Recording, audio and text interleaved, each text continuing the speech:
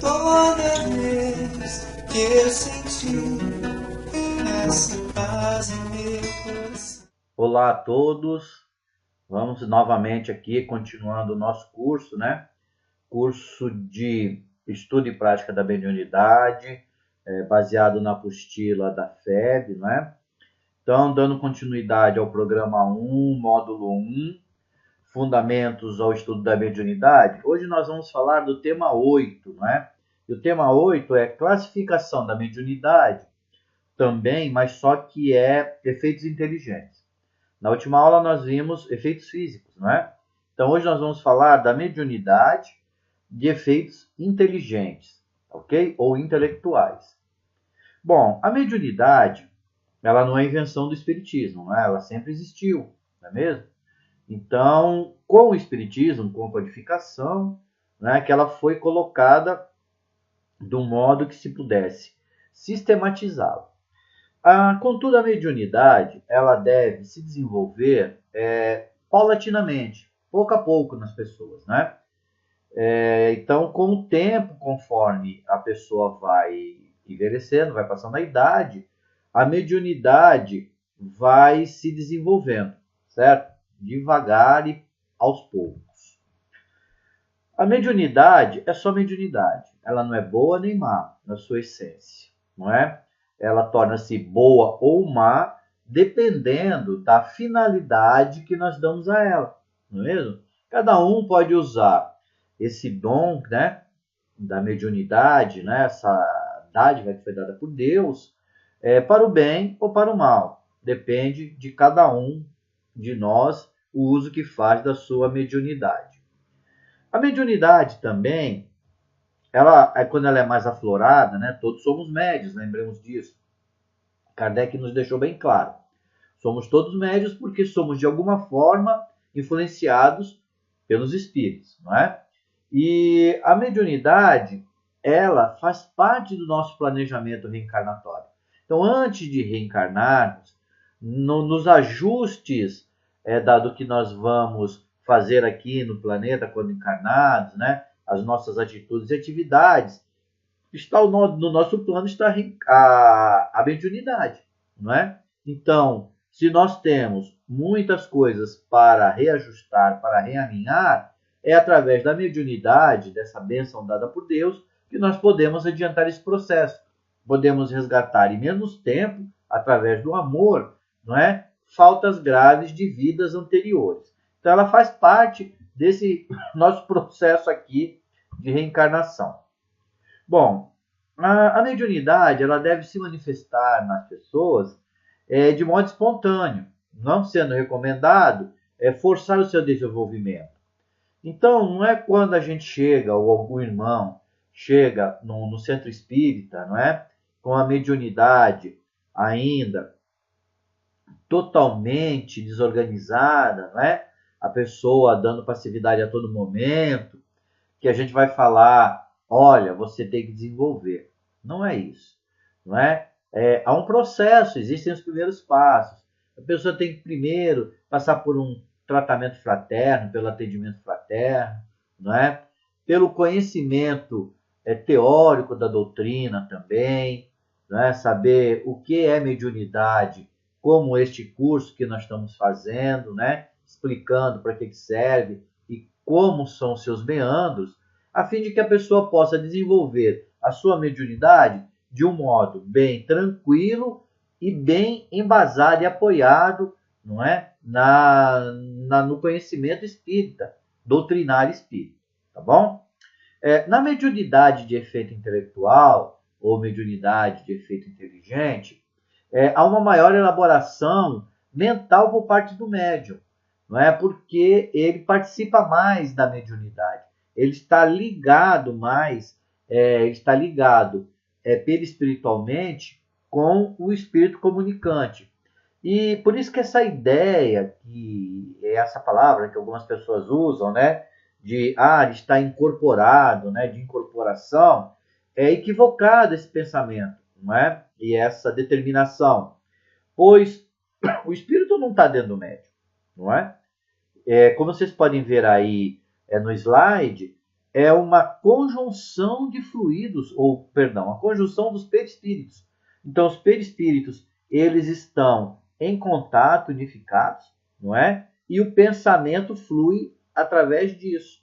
Então, o pensamento do espírito comunicante passa pelo perispírito do médium até o médium, certo? Então, não é uma incorporação, ele está em contato mental, certo? Por isso que nos efeitos intelectuais, o médium ele é mais um intérprete das mensagens transmitidas do espírito comunicante. Então ele percebe as ideias, né, aquilo que o espírito comunicante quer falar e repassa essas ideias. Por isso que o nome é médium, né? Ele serve de meio. Não é? Nesse próximo slide, vocês veem o que eu acabei de falar. Não é? Por isso que o médium pode influenciar mais ou menos o teor das mensagens. Não é? Se ele não tiver um estudo doutrinário e se ele não for moralmente numa condição melhor, ele vai transmitir ideias nesse teor. Porém, aquele médium que busca a sua reforma íntima, não é? Que busca estudar, que busca fazer a caridade e o trabalho, né? Em qualquer setor, é um trabalho em favor do próximo, realmente ele vai influenciar de modo melhor essas mensagens. Tudo isso também sem contar com o conhecimento de vida de cada um de nós. Por isso que quando Kardec nos pede para estudar, ele não pede só para estudar o Espiritismo, para nós estudarmos tudo holisticamente, não é? De interdisciplinarmente, a gente saber um pouco de tudo, para que quando o médium, né, nós médiums, formos interpretar a ideia do espírito comunicante, a gente tenha conhecimento mínimo daquilo que ele está falando, interferindo o mínimo possível, não é, no teor da mensagem. Então vocês podem ver no slide dessa fotografia, né, tem o médium, certo? Tem o perispírito do médium, que é o desenho do meio, e tem o espírito comunicante. Eles estão interligados mentalmente, para que se possa processar a mensagem, a passividade. Tá? Os espíritos sérios, é óbvio, eles buscam os médios mais confiáveis, não é? Porque o que significa esses mais confiáveis? É aquilo que eu acabei de falar. São aqueles médios que estudam, né? Os médios que procuram elevar-se moralmente, porque são os que têm melhores condições de transmitir os pensamentos desses irmãos de luz. Não é mesmo? Os irmãos de luz, eles procuram aqueles médios que buscam se elevar moralmente, que buscam estudar, para que eles possam transmitir de modo mais fiel possível os seus pensamentos. Tá? E é o que eu falei, né? Essa interpretação do que o espírito de luz, de que o espírito superior está nos ditando ou nos falando, ela demanda tempo, não é? E também a nossa reforma íntima. Então, nós temos que estudar, trabalhar, nos melhorarmos, a fim de que nós tenhamos condições, durante determinado período da nossa vida, de transmitirmos fielmente as mensagens passadas pelos espíritos superiores.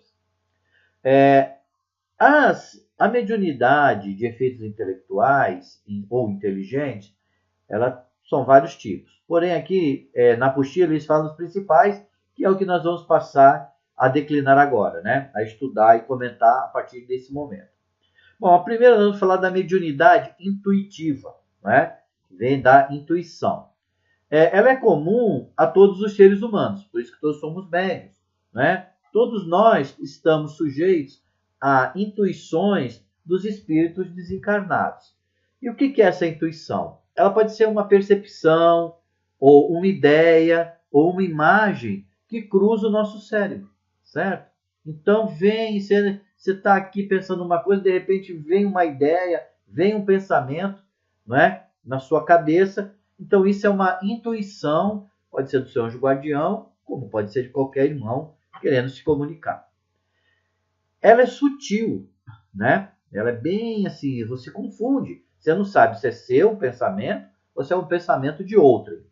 E ela é muito comum naqueles irmãos que trabalham na reunião mediúnica como dialogadores, né? Os famosos doutrinadores.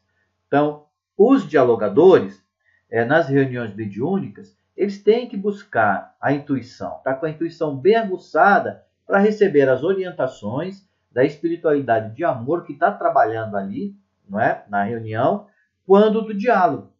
Porque o irmão de luz, os irmãos trabalhadores, né, desencarnados, eles estão nos orientando, nós dialogadores, a buscar a palavra melhor, a buscar a ideia melhor, para poder ajudar aquele irmão que está ali, né, precisando de ajuda, está em desespero, certo?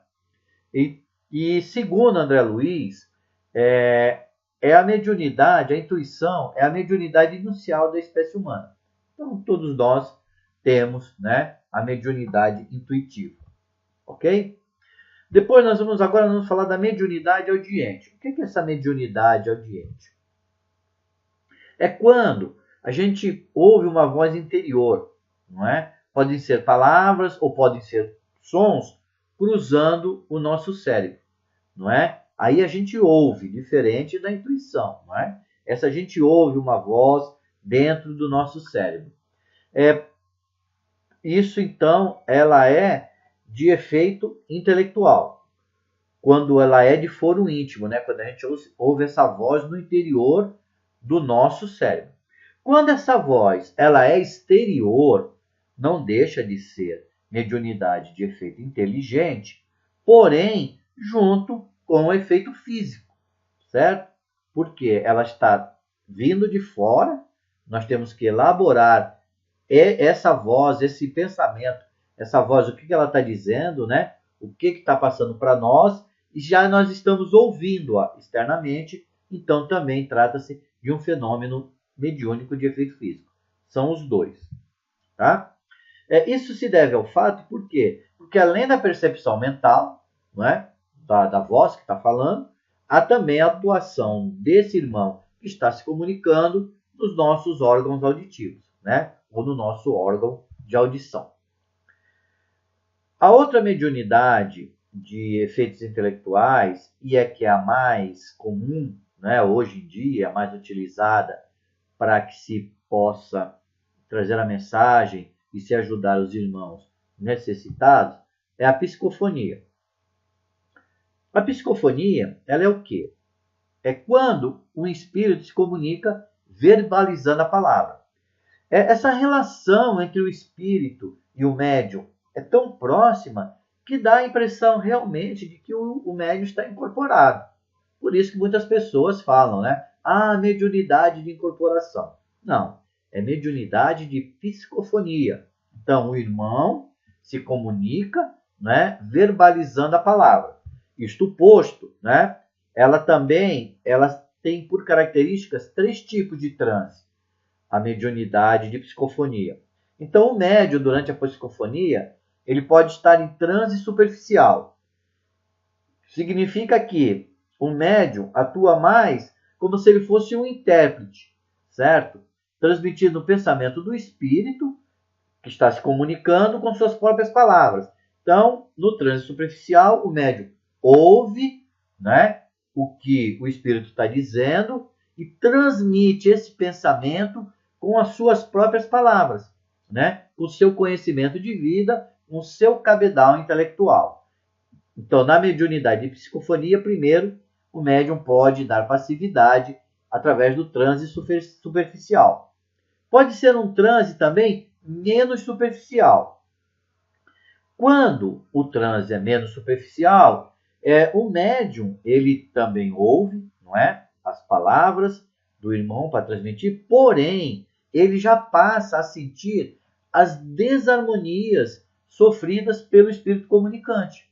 Então, se o irmão lá, por exemplo, morreu afogado, não é, e veio se comunicar, o médium vai sentir todo aquele desespero, não é? Aquela agonia da morte, de não conseguir se comunicar, não é? De estar com o aparelho da garganta totalmente inundado, os pulmões, o médium vai sentir isso. Então, no transe menos superficial, quando da psicofonia, o médium ele transmite o pensamento do espírito, porém passa a experimentar as desarmonias do espírito comunicante. E o terceiro tipo de transe na mediunidade de efeitos intelectuais é o transe profundo, que também foi denominado por Kardec de mediunidade sonambúlica, que é diferente de sonambulismo, depois nós vamos ver mais para frente. A mediunidade sonambúlica, nela, o espírito do médium, ele desdobra para mais longe, não é? E mesmo ele estando no comando do seu corpo, porque o corpo é dele, né? Ele não se recorda da passividade.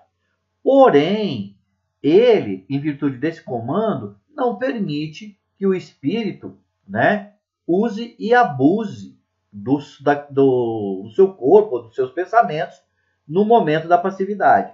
Tanto que, se o espírito é um irmão que está com muito ódio, né, com muita raiva, quer gritar ou quer xingar, e o médium não tem por costume usar essas palavras, não é? É uma pessoa tranquila, o espírito do médium, mesmo ele estando mais afastado, mais desdobrado, ele está no comando do corpo. Ele não vai deixar, né, que o irmão desencarnado use e abuse faceiramente daquele momento. Tá bom? Então esse é o transe profundo na mediunidade de psicofonia. Outra mediunidade muito usada também é a psicografia, não é? Que é a escrita.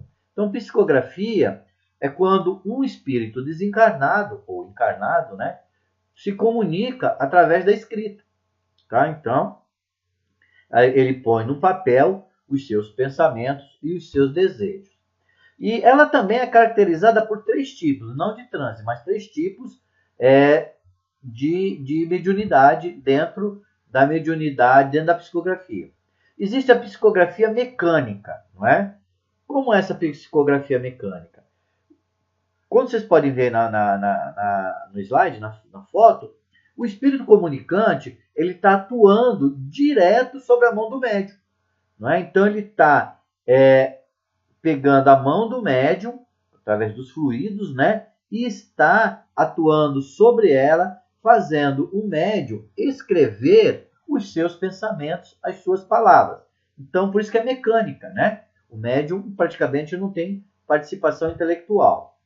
A psicografia intuitiva, o espírito que está se comunicando, ele atua única e exclusivamente sobre o espírito do médium, não é? Sobre o perispírito do médium, né? Então, o que acontece? Ele faz aquela ligação fluídica, não é? É como na psicofonia. Passa suas ideias para o médium, na intuitiva, e o médium escreve aquilo que o espírito comunicante está desejoso de comunicar, não é? De falar, de dizer e de escrever. Por fim, na mediunidade intuitiva ainda, o médium, ao receber o pensamento, né, ele está transmitindo, né, aquilo que o irmão está falando e tem consciência do que ele escreve, como nós já vimos, né? Então ele é um intérprete. Então o espírito está falando. Geralmente é muito usada quando vai se psicografar livros, né? Então o médium ele sabe aquilo que o espírito está falando. Por isso da importância do estudo do médium, né? Para poder, quando o espírito estiver falando determinadas instruções, ele saber do que se trata, porque ele tem consciência do que ele está escrevendo. Ainda nós temos a psicografia semimecânica, que seria, né, entre a mecânica e a intuitiva. Nela, são os 2 fenômenos. O médium sente sua mão ser impulsionada, o irmão está ali imantando a mão do médium, né, está sendo impulsionada, porém, ele também tem consciência daquilo que ele está escrevendo. Então, é uma junção da mecânica e da psicografia intuitiva, não é? A psicografia semimecânica. Em resumo, na psicografia mecânica, o pensamento vem depois do ato da escrita, não é? Então, primeiro o médium escreve para depois pensar naquilo que ele está escrevendo.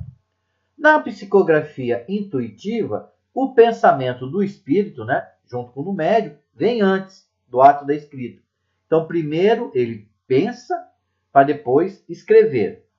Por fim, na psicografia semimecânica, o pensamento ele vem ao mesmo tempo da escrita. Por isso que é a junção dos dois, como eu havia falado ainda há pouco para vocês. E agora nós vamos ver a mediunidade de vidência, certo? A vidência, antes de começar a falar, deixar claro que não é a vidência de ler a mão aqui, né? Nós não estamos falando disso, de pôr aquele globo e ficar lendo o globo, né? Essas coisas não. A vidência, na realidade, ela é uma faculdade que algumas pessoas têm, né? Uma faculdade física, né? Que algumas pessoas têm de ver espíritos, mesmo quando estão acordados, ou seja, quando estão em estado de vigília. Então, a pessoa, mesmo plenamente acordada, ela consegue ver o espírito. O médium, esses médiums, né, que são médiums videntes, ele enxerga esse espírito com os olhos da alma, não é? Como vocês podem ver na figurinha, a alma enxerga para todos os lados, não é? Esses raios que saem aí. Então, ele pode ver o espírito mesmo com o olho fechado. Para quem tem medo, é muito difícil, não é mesmo? Não é porque mesmo que você feche os olhos, você consegue ver o espírito. Porque você está vendo com o quê? Com os olhos da alma. Bom, meus amigos, a aulinha nossa de hoje era isso. Espero que vocês, mais uma vez, respondam os questionários, né? E vai junto com o vídeo, para que nós possamos fazer esse intercâmbio, né, de conhecimento. E lembre-se, sem caridade não há salvação.